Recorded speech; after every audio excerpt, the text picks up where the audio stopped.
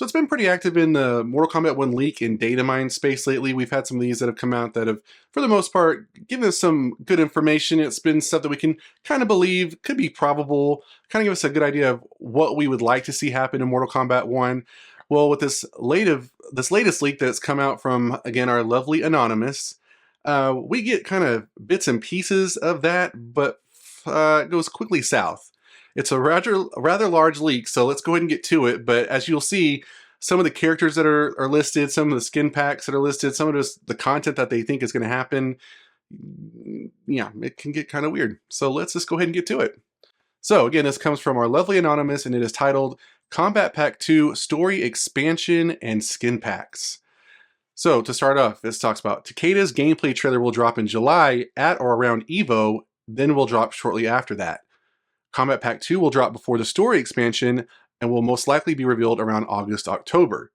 Okay, so from a previous video that I did, Mortal Kombat News Mashup, I talked about how At the Thinny had kind of hypothesized that he thinks, based off of some dates of the Homelander, Farah DLC that's come out, that Takeda will actually probably drop maybe, after the next season of Invasions, and that will lead us into July-August timeframe, right? And that obviously corresponds, like I said, in another video talking about how we get some of the Cyrax Sector cameos if those do come out from the data mine. Maybe that would happen at one of the gaming events being revealed. So EVO was included as an upcoming event that happens in July, I believe is when it happens. So that kind of could all make sense, right? That kind of sounds good. Now with Kombat Pack 2, I feel like it's more likely that it's going to happen. It may be teased. Let me get that. It may be teased after we get Takeda. I do think it would be better if we kind of gave some breathing room for the Takeda, possibly Cyrax Sector cameo, whatever comes out soon, DLC, before we start, giving another DLC like the Kombat Pack 2. So I would go with more of the November timeframe that was kind of explained in another recent leak. I think that kind of sounds more true to me than August or October. Now, there are gaming events happening in all of those months, and there is one in October. I think I said New York City Comic-Con, so we very well could have it there in October. Again, that's still gives a lot of breathing room, so I would feel more comfortable in more of a fall time frame. So moving on, it goes into detail about what kind of characters we can expect from Kombat Pack 2 and then the cameos. So for Kombat Pack 2, we have Cabal, Jade, Serena, Blaze, Doom Guy, so honestly a guest character, Ghostface, guest character, and The Thing, guest character. Very interesting with The Thing, and we'll kind of get back to that later on. Cameos, we have Kai, Scarlet, Meat, Moloch, Shinnok, and Hydro. A replacement for a Rain cameo uses Rain's movesets because they have similar powers. So, a couple things with that. I will say that obviously I think Serena's already going to be, she's already in there as a cameo, so we could have her as a playable character. When it comes to the remaining list, Blaze, Doom Guy, Ghostface, The Thing, it'd be nice to have Blaze. I know he's been a boss, but it'd be nice to have him as a playable character that we can, in the more updated versions of Mortal Kombat, guys. But I don't know. I think everybody's more ready for Onaga to come through before we get Blaze. I think that was more for a different game. It was, Armageddon. So I feel like we're in a different mindset right now. I feel like Onaga is what we're kind of waiting for, as far as if we had a big bad boss be able to be a playable character in the more modern versions of the game. We talked about Ghostface.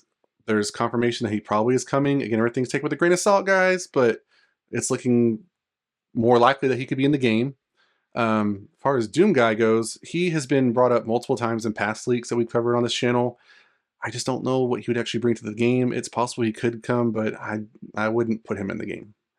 Now, The Thing. It goes on in this leak to talk about The Thing. But my personal opinion before I get to that is, while I think that would be very interesting for the game, I think The Thing overall is kind of too all over the place as far as a character goes. I think that it obviously, being what you think of as an amalgamation of its victims and all that kind of stuff, with more of like gangly arms and a more alien-like presence, not really a consistent form. It's kind of an ever-evolving body form. That could be cool. I could see, I was thinking about it, you know, before I made this video, like what his its move set could be. You know, I see a bit more of like, you know, it's the Spider-Man games as far as like the web shooting. I see it more of kind of like that kind of flailing of the arms, and you could like, you know, hit its opponents with its arms, kind of like that. So I can see it doing some really cool things, maybe merging with the character as like a fatality. I can see the benefits and it's the coolness of that, but I just don't know if NetherRealm Studios is ready for all that commitment as far as animation and stuff like that. But they could prove me wrong. Now, as far as the cameos go, I think for the majority of that list, it's characters that have been in previous leaks. We've talked about Shinnok on the channel already.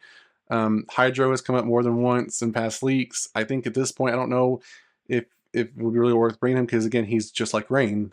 They could give him some different move sets that are a little bit different than that, but I don't know that we really need another ninja that's just basically Rain.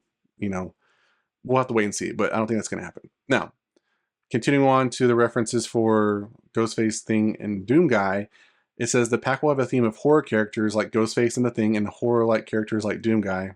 That's kind of all kind of redundant. You said that over again.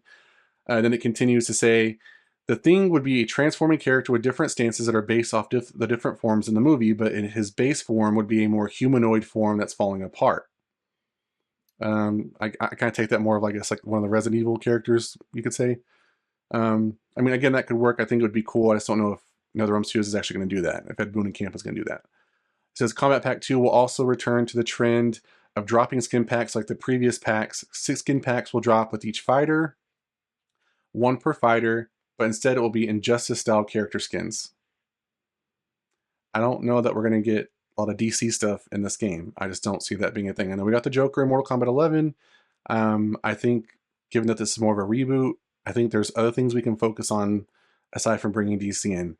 A lot of y'all have been pretty creative out there already, kind of skinning the characters as some things like similar to that. So I don't know that we need an official skin, especially Injustice. I think that's a stretch.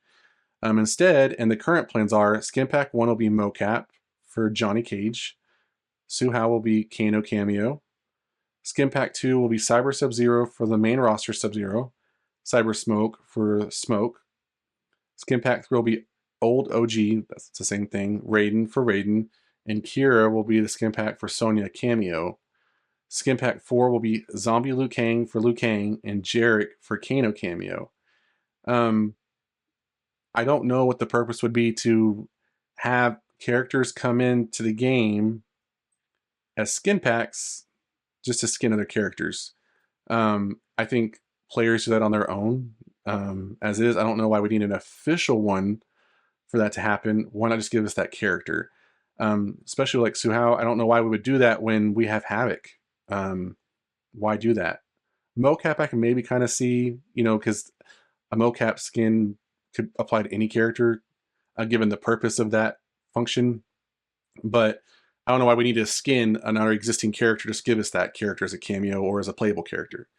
It says the remaining 2 are the normal skin packs, Kings and Queens pack, I like the name, Knight armor, King outfits, Peasant outfits, etc. I could be down for that. That one's realistic. Like I was saying before, there's some stuff in here I'm like, yeah, that kind of sounds good, but then some stuff I'm like, oh, you're losing me. You're losing me quick. And also says sci-fi pack, futuristic and robotic outfits. An example could be a robot, shell, etc. Now, what I liked about that one is you could do a sci-fi pack, and given that Alien Romulus is coming out, maybe we can get a reintroduction of the Xenomorph. That would be kind of cool, right? And then that kind of would all go together. But we'll have to wait and see. But that's just my 2 cents. That wasn't really in the leak. I'm just adding that in there. Okay, and then finally it goes into details about the story expansion and some more cameos and some more skin packs, and that's really kind of where it gets weird. So story expansion, we have Noob Saibot, Cyrax, Sector, Belloc, Zebron, and Kintaro. So we know I have a good feeling that Noob Saibot is coming, so is Cyrax and Sector. Kintaro I can get on board with.